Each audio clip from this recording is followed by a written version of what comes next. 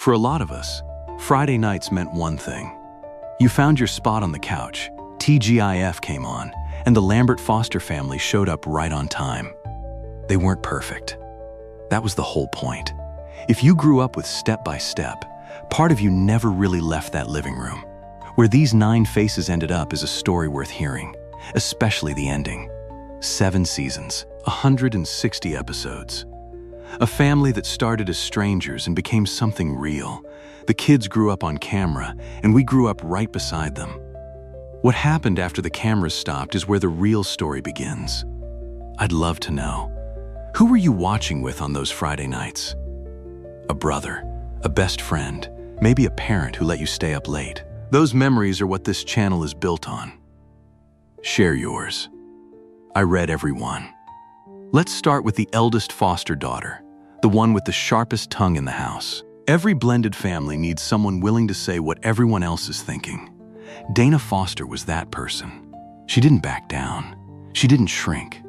For a lot of young girls watching on Friday nights, Dana was the first time they saw a teenage girl on television be the smartest one in the room and never once apologize for it. Stassi Keanan was just 16 when she stepped into that role. She'd already been on our screens as Nicole Bradford on My Two Dads, but Dana was different. Dana had edges. She could cut JT down with one sentence and still be the first one to show up when the family needed her. Today, at 51, Stassi still carries the same spark we remember. But the life she built after the cameras stopped will catch you off guard. She graduated cum laude from UCLA. Then she went further. She earned a law degree, passed the California bar, and became a deputy district attorney in Los Angeles. The girl who argued her way through every episode now prosecutes felony cases for a living.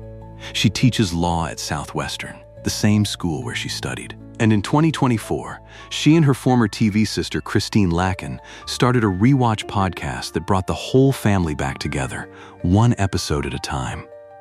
Dana Foster fought for her voice in a fictional living room. Anastasia Sigorsky fights for justice in a real courtroom. And she's far from the only one in this cast whose real life became something nobody saw coming. She wore the ball cap. She talked back. She could outrun, outclimb, and outsmart every boy on the block. Al Lambert wasn't interested in fitting in, and that was exactly why she fit so perfectly.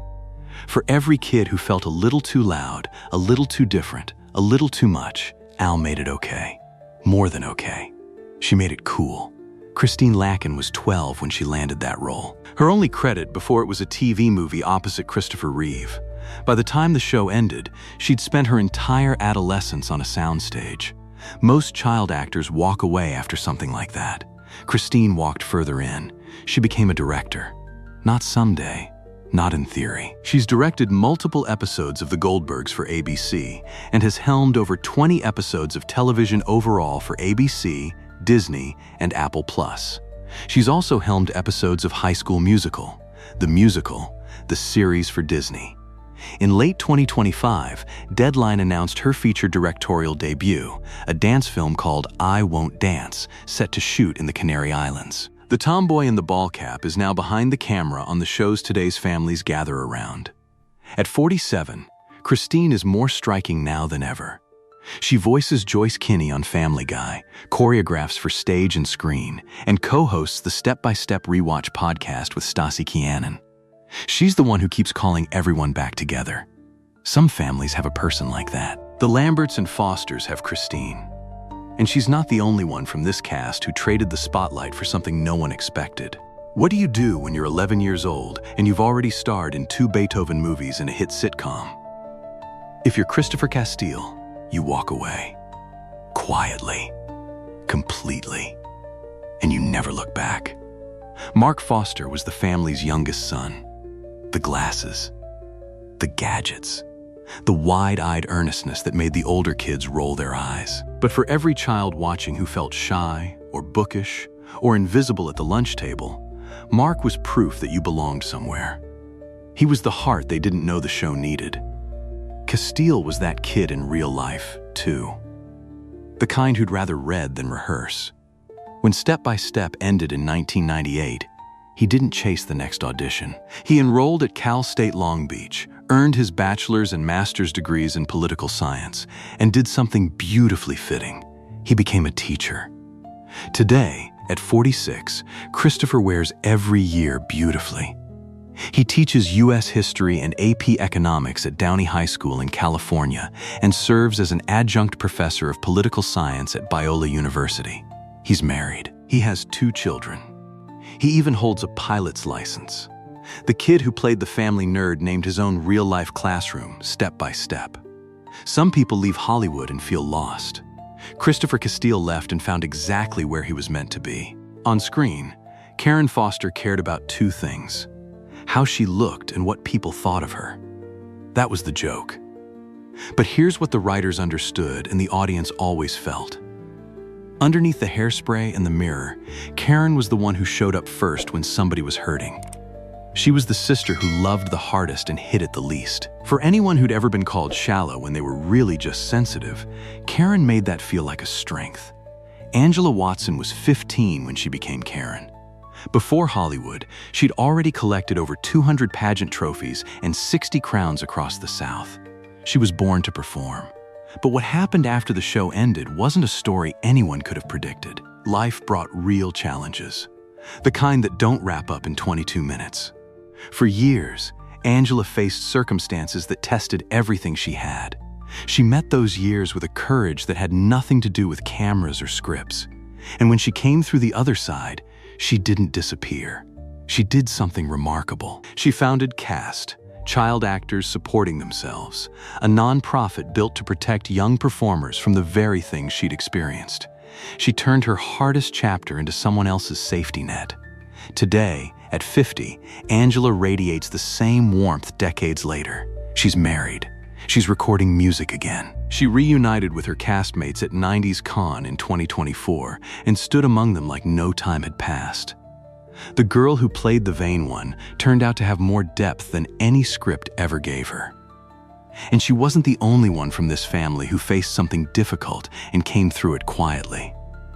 But that story is still ahead. If any of these stories are landing the way they're landing for me, I think you'll feel what's still coming.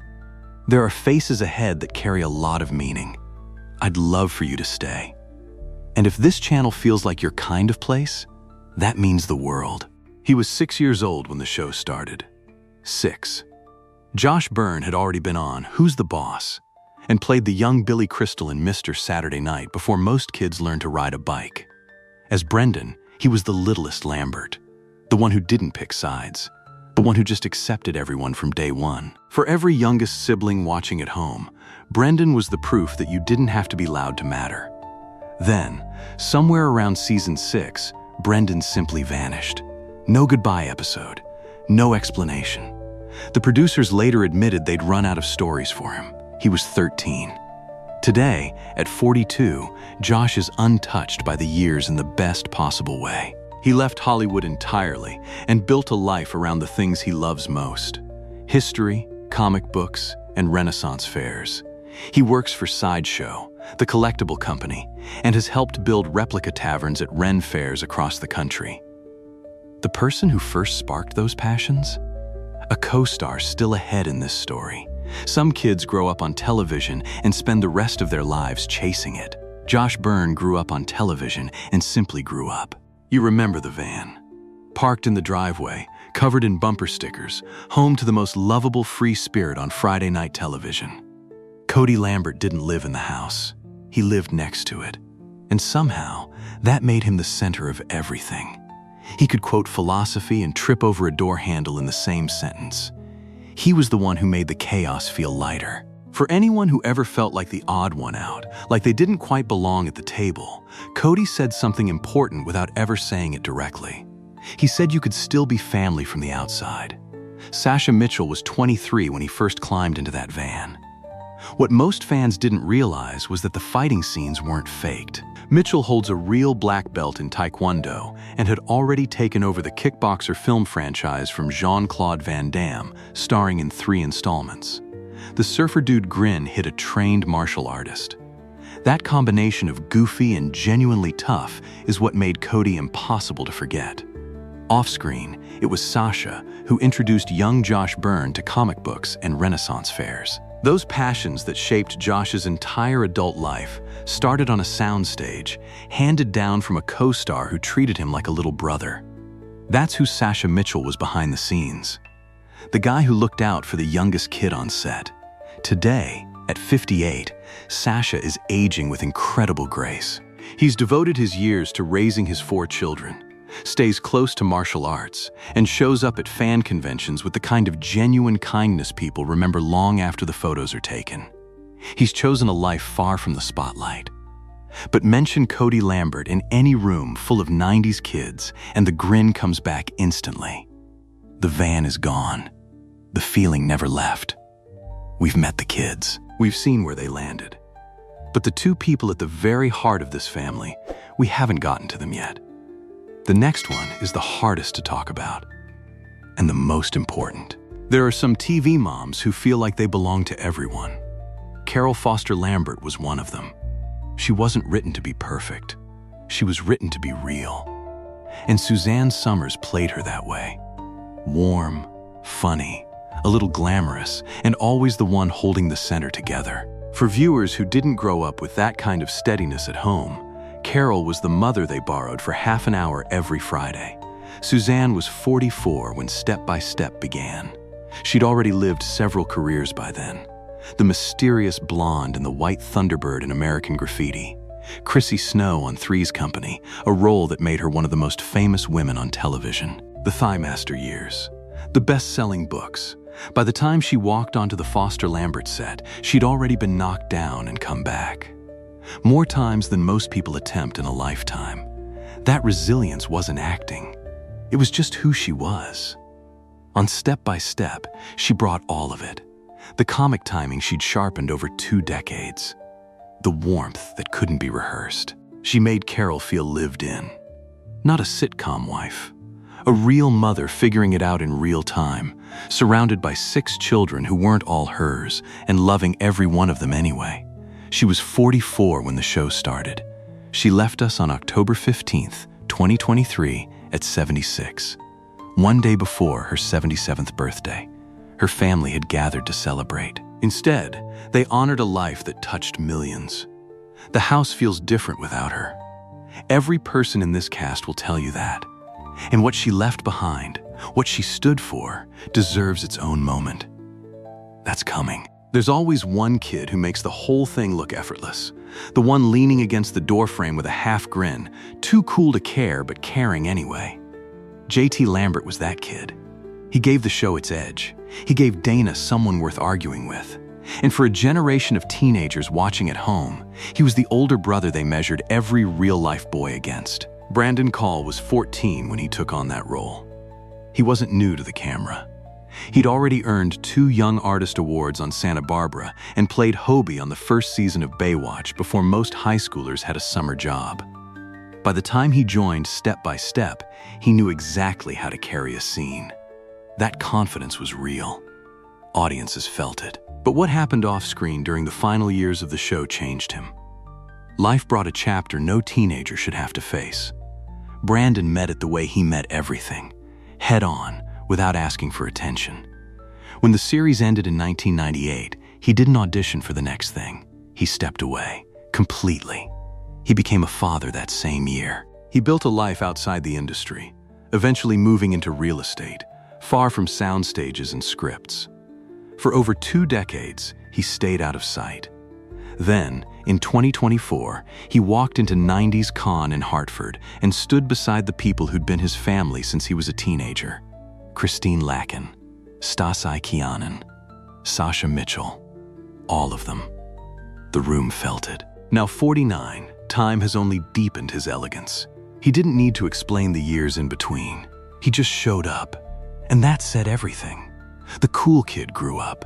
He chose stillness over noise. And the family he walked back into had never stopped saving his seat. One face left. The one who built the house, built the family, and somehow kept it all standing. He's still here. And his story is the one this whole video has been building toward. Picture the opening credits. The roller coaster. The lake. The whole family crammed together, bumping into each other, laughing too loud, nobody quite fitting. And right in the middle of it, holding on to all of it, Frank Lambert. The contractor who built things for a living and spent every episode trying to build something harder. A family out of strangers. Patrick Duffy was 42 when that show began. He'd already been Bobby Ewing. He'd already lived through the most famous plot twist in television history and walked out of a shower that changed how America watched primetime. By the time he stepped onto the step-by-step set, he had nothing left to prove. And maybe that's exactly why Frank Lambert felt so real. There was no performance in it. Just a man who showed up, kept steady, and made everyone around him feel like they were going to be okay. That's what Frank was to the audience. Not the funny one. Not the flashy one. The safe one. The father who never raised his voice when it counted. The one who made a house full of teenagers who couldn't stand each other believe, slowly, that they were a family. For anyone watching who didn't have that kind of steadiness at home, Frank Lambert was the closest thing. Duffy brought his own life into that role in ways viewers never saw. He'd lost both of his parents to a senseless act of violence years earlier. He practiced Buddhism. He carried grief and grace in equal measure. And it came through in every scene where Frank held things together when the story said they should fall apart. That stillness wasn't in the script. It was in the man.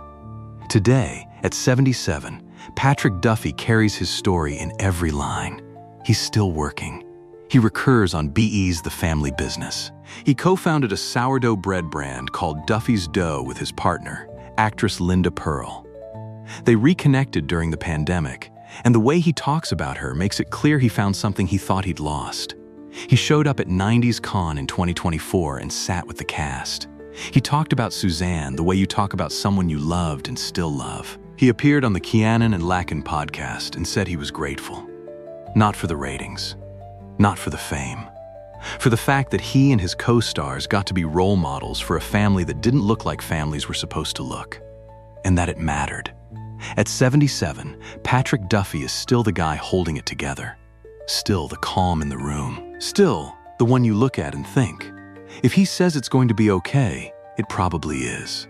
But there's one more moment this story needs, because the woman who stood beside Frank Lambert for 7 seasons left something behind that's bigger than any role she ever played. But we can't close this story without honoring the heart at its center.